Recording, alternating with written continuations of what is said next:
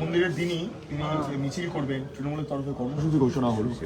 ধর্ম পদযাত্রা কালীঘাট পর্যন্ত, কালীঘাট মন্দির কালীঘাট মন্দির থেকে শুরু করে 5 সার্কাসে, যেখানে উনি ওই সিএটাকে এনআরসির নাম দিয়ে প্রায় 40-50 দিন ধরে একটা সাইনবাগের মতো 7 পয়েন্ট আটকে বসিয়ে রেখেছিলেন, সেইখানে নিয়ে আসেন। ইটস এ ভেরি অ্যালার্মিং, খুব অ্যালার্মিং। উনি সংখ্যালঘু মুসলিম ভোট ব্যাংক ওনার কাছ থেকে সরে যাচ্ছে বলে উনি কার্যত রাজ্যে সাম্প্রদায়িক সম্প্রীতি নষ্ট করার চেষ্টা করছেন এবং কার্যত উনি উস্কানি দিচ্ছেন গোটা রাজ্যে ব্লকে ব্লকে সম্প্রীতি মিছিলের নামে, যাতে সেই দিন রামনবমীর মতো গোটা রাজ্যের কোথাও কোথাও অশান্তি এবং মানুষের জীবন থেকে শুরু করে ধনসম্পত্তির ক্ষতি হয়। পশ্চিমবাংলার মানুষের কাছে এটা ভেরি অ্যালার্মিং। রাজ্যের পুলিশ মন্ত্রী এবং শাসক দলের মুখিয়া তিনি এই ধরনের আগুন লাগানোর চেষ্টা করছেন। আমি মহামান্য রাজ্যপালকে বলবো উনি অবিলম্বে প্যারামিলিটারি ফোর্সেস ডিপ্লয়মেন্ট করার জন্য কেন্দ্রীয় সরকারকে জানান সেন্সিটিভ এলাকাগুলোতে, এবং বিগত রামনবমী থেকে শুরু করে সিএএ কে এনআরসির তকমা দিয়ে যে সমস্ত জায়গায় রাজ্যের সম্প্রীতি নষ্ট হয়েছিল, রেল স্টেশন পুড়িয়ে দেওয়া হয়েছিল, রেলগাড়ি ভাঙা হয়েছিল, সাঁতরাগাছিতে লাইন দিয়ে 37টা বাস পুড়িয়ে দেওয়া হয়েছিল, পরবর্তীকালে নূপুর শর্মার ইস্যুতেও যা হয়েছিল, সেই সব জায়গা পশ্চিমবাংলার লোক জানে, চিহ্নিত জায়গা। ওই সব জায়গায় প্যারামিলিটারি ফোর্স ডিপ্লয়েড করা হোক, এটা আমি এই রাজ্যের বিরোধী দল নেতা হিসেবে দাবি করছি। সাথে সাথে এটা সম্পূর্ণভাবে ওনার হাত থেকে মুসলিম ভোট ব্যাংক চলে যাওয়ার কারণে তিনি এই উস্কানি ছাড়া তার হারিয়ে যাওয়া মুসলিম ভোট ব্যাংক কিছুতেই ফিরিয়ে আনতে পারবেন না, এটা উনি ভালো করে জানেন। প্রথম বালিগঞ্জের উপনির্বাচন, পরবর্তীকালে সাগরদিঘির ভোট এবং সিপিএম এবং আইএসএফ এর কিছু নির্দিষ্ট মুসলিম এলাকাতে পঞ্চায়েত নির্বাচনে যেখানে ভোট করতে পেরেছে তারা, সেখানে কিছু কিছু এলাকায় উত্থান। এমনকি ভারতীয় জনতা পার্টিও এই রাজ্যের প্রায় শতাধিক মুসলিম সংখ্যাগরিষ্ঠ বুথ থেকে জিততে পেরেছে। হরিহরপাড়ার 2টো আসন সহ 100-র বেশি বুথ আছে যেখানে 70 ভাগের বেশি মুসলিম ভোটার, সে আসনও আমরা পেয়েছি, এমন উদাহরণও আছে। তাই উনার কাছ থেকে মুসলিমরা মুখ ঘুরিয়ে নিচ্ছে, তাই মুসলিম দরদি দেখিয়ে ভোট ব্যাংককে সুনিশ্চিত করার জন্য এই রাজ্যের ভয়ঙ্করী মুখ্যমন্ত্রী ধ্বংসের খেলায় নামতে চাইছেন। তিনি ঠিক একইভাবে মানরেগার টাকা আর আবাস যোজনার টাকার দাবিতে রেড রোডে যে ধর্ণা দিয়েছিলেন, সেখান থেকে রামনবমীর উস্কানিদাতার নাম যদি কারো হয়, তার নাম মমতা ব্যানার্জি। তার উস্কানিতেই ডালখোলা, রিসড়া এবং শিবপুরের পিএম বস্তিতে দাঙ্গা সংগঠিত হয়েছিল এবং তিনি শুধু রেড রোড থেকে নয়, তিনি পরের দিন পূর্ব মেদিনীপুরের দীঘাতে একটি সরকারি প্রশাসনিক সভা থেকে বিশ্ব হিন্দু পরিষদ, রাষ্ট্রীয় স্বয়ংসেবক সংঘ, বজরং দল সহ হিন্দুত্ববাদী সংগঠনগুলিকে দাঙ্গাবাজ, এবং তিনি বলেছিলেন ইনশাল্লাহ আল্লাহ তাআলা আমার মুসলিম মা ভাই বোনেরা হাতা খুন্তি ঝাঁটা নিয়ে আপনারা সবাই প্রতিরোধ করুন। এই ধরনের কথাবার্তা, ইনার কণ্ঠস্বর হায়দ্রাবাদের ওই পাকিস্তান প্রেমী নেতা আসাউদ্দিন ওয়াসির কণ্ঠস্বরের সঙ্গে মিলে যাচ্ছে। তাই পশ্চিমবাংলার গণতান্ত্রিক প্রিয় মানুষকে বলবো, সতর্ক থাকুন, সজাগ থাকুন। আর যে সমস্ত সাংবিধানিক বডি রয়েছেন, উচ্চ আদালত হতে পারে, মহামান্য রাজ্যপাল হতে পারেন, তাদেরকে বলবো এবং কেন্দ্রীয় স্বরাষ্ট্র দপ্তরকেও বলবো, অবিলম্বে পশ্চিমবঙ্গের সাধারণ মানুষের এবং যারা গত কয়েক মাস ধরে রাম জন্মভূমি তীর্থক্ষেত্র ট্রাস্টের উদ্যোগে ভগবান রামচন্দ্রের 500 বছর পরে তার জন্মস্থানে গর্ভগৃহে প্রবেশ করাকে কেন্দ্র করে নানা ধরনের ধর্মীয় অনুষ্ঠানের আয়োজন করেছেন, তাদের নিরাপত্তা প্রদান করার ব্যবস্থা করা হোক, এ দাবি আমি আজকে করতে চাই। দাদা, সাধারণকে না ধরা নিয়ে সেক্ষেত্রে আজকে কোর্টের কাছে পুলিশ চরম ভৎসনা। আমি প্রতিদিনই একই কথা বলছি, শেখ শাহজাহান মমতা পুলিশের সংরক্ষণে আছে। এই বিষয়টা, এই যে ইডির করা আবেদন বা ইডির করা এফআইআর যদি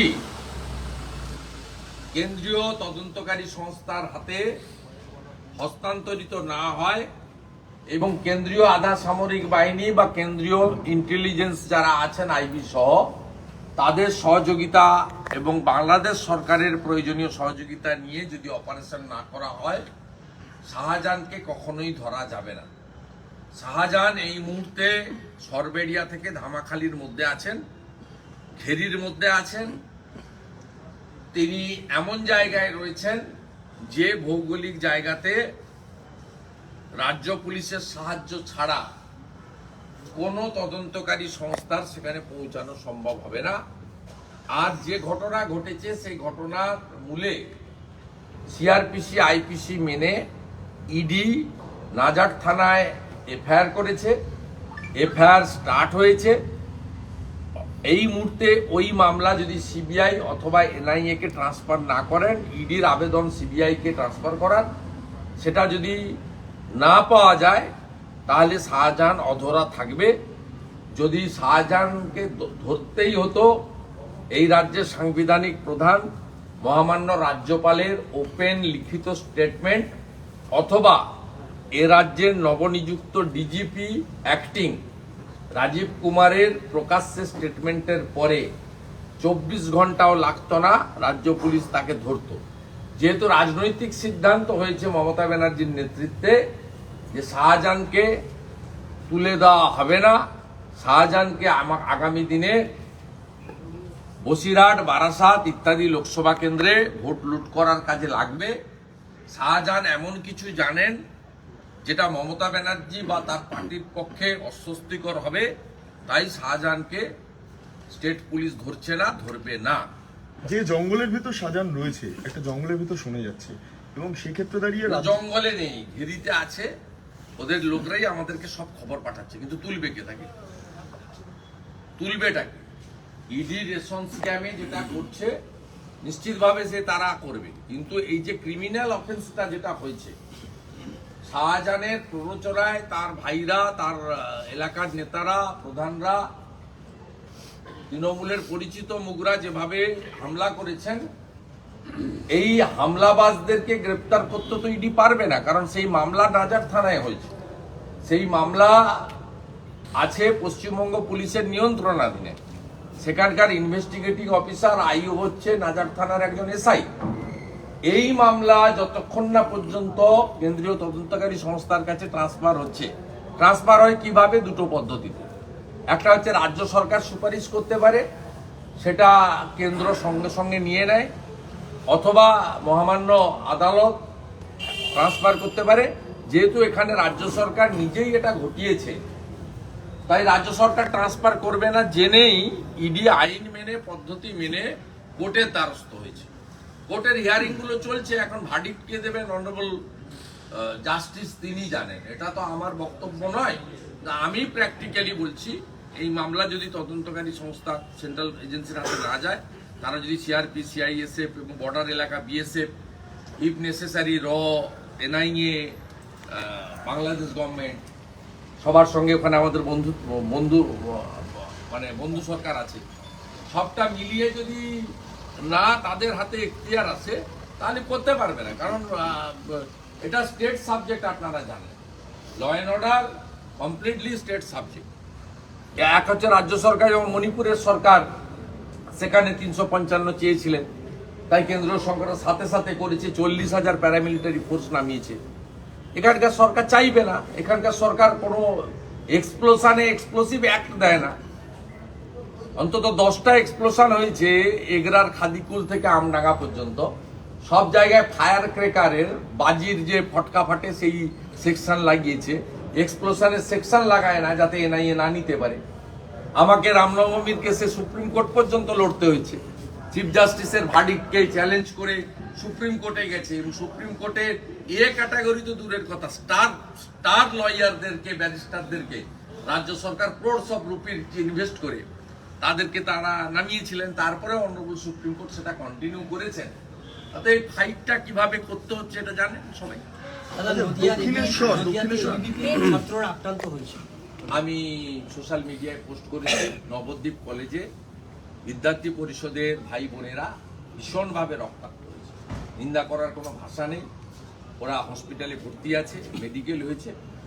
আগামীকাল তারা প্রতিবাদ করবে এবং আমি দাবি করব অবিলম্বে এই সমস্ত নন স্টুডেন্ট তৃণমূল কংগ্রেসের তোলাবাজদের অবিলম্বে কলেজ থেকে বের করে দেওয়া হোক এবং গ্রেপ্তারের ব্যবস্থা করে এই জঘন্য ঘটনার যাতে ব্যবস্থা হয় সেটা করা হোক এবং এই রক্তাক্ত ছাত্র ছাত্রী যারা বিদ্যার্থী পরিষদের ভারত মাতার যোগ্য সন্তান, তাদের প্রতি আমাদের সহানুভূতি আছে। তাদের দ্রুত আরোগ্য কামনা করি। তাদের এই লড়াইতে এই রাজ্যের প্রত্যেকটি রাষ্ট্রবাদী মানুষের পূর্ণাঙ্গ সমর্থন আছে। দাদা, মেট্রোর একটা চিঠি গিয়েছিল রাজ্য সরকারের কাছে, যেখানে তারা জমি চেয়েছিলেন, যেখানে দক্ষিণেশ্বরের সম্প্রসারণ। সিএম সেখানে আজকে বলেছিলেন যে এক্ষেত্রে স্কাই ওয়াক ভাঙতে দেবেন না, তারা একদিন উনি কিছুই করতে দেবেন না। মেট্রো একটা ড্রিম প্রজেক্ট। উনি ক্রেডিট নেওয়ার চেষ্টা করেন, নরেন্দ্র মোদী না থাকলে মেট্রো যেত না। উনি গত বাজেটেও 23-এর বাজেটেও মাননীয় প্রধানমন্ত্রীর নির্দেশে নির্মলা সীতারামনজি, এখন রেল বাজেট আলাদা হয় না, 7,700 কোটি টাকা স্যাংশন করেছে। এবং রাজ্য সরকার যা যা যেভাবে বলেছে, মেট্রো স্টেশনের নামকরণ থেকে শুরু করে তার অ্যালাইনমেন্ট চেঞ্জ করা সব করেছে। আজকে যে এখানে এই যে বাড়িগুলোতে ধস নেমেছে বড়বাজার এলাকা, এটা তো বউবাজার এলাকা, এখানে তো মমতা ব্যানার্জি অ্যালাইনমেন্ট চেঞ্জ করার জন্য দায়ী। মেট্রোর ইঞ্জিনিয়াররা তো অন্য লাইনে অ্যালাইনমেন্ট দিয়েছিলেন, উনি তো গায়ের জোরে এগুলো সব করেছে। উনি মেট্রোর মতো প্রজেক্ট এখানে আটকাতে চাইছেন, এর থেকে দুর্ভাগ্য কিছু হতে পারে। দাদা, অনুকূল ঠাকুরকে জমি দেওয়া, অনুকূল ঠাকুরকে জমি দিয়েছে। কি বলবো, উনার উদ্ধত্ত কোথায় গেছে? পরম প্রেমময় ঠাকুর শ্রী শ্রী অনুকূল চন্দ্র আমাদের সনাতনের একজন অন্যতম ভগবান। ঠাকুরের পুরো তার বাণী জীবদ্দশায় তার যে অবদান, এই অবদানকে অস্বীকার করতে পারবে না। একবারে ভারত মাতার একজন